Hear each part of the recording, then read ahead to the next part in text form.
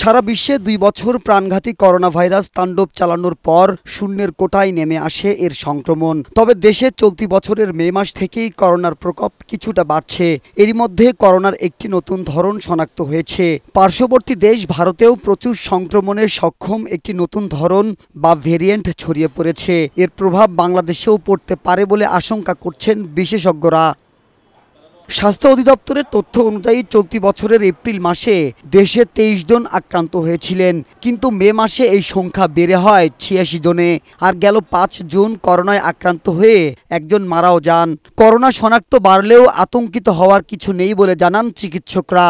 ইদানিং দেখা যাচ্ছে আসলে সংক্রমণটা কিছুটা হলে বাড়ছে, যেটা ওমিক্রনের সাবভেরিয়েন্ট। অনেক সময় দেখা যাচ্ছে শক্তিশালী হয়ে অনেক ছড়িয়ে পড়ে, অনেক সময় দুর্বল হয়ে পড়ে। এখন যে এটা খুবই যে বেড়ে যাবে সেরকম কিন্তু আমরা ভাবছি না, কিন্তু তারপরে আমাদের প্রিপারেশনের মধ্যে থাকতেই হবে। বিশেষজ্ঞ চিকিৎসকরা বলছেন, নতুন ভেরিয়েন্টের কারণে দ্রুত ভাইরাসটি ছড়িয়ে পড়তে পারে।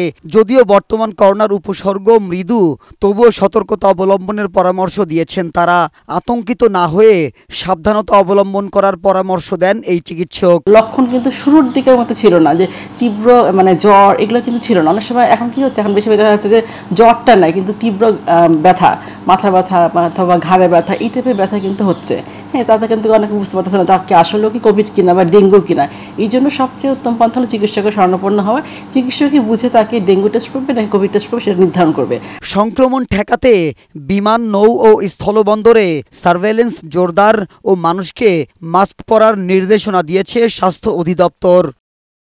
মাহবুব আজমি, বৈশাখী সংবাদ, ঢাকা।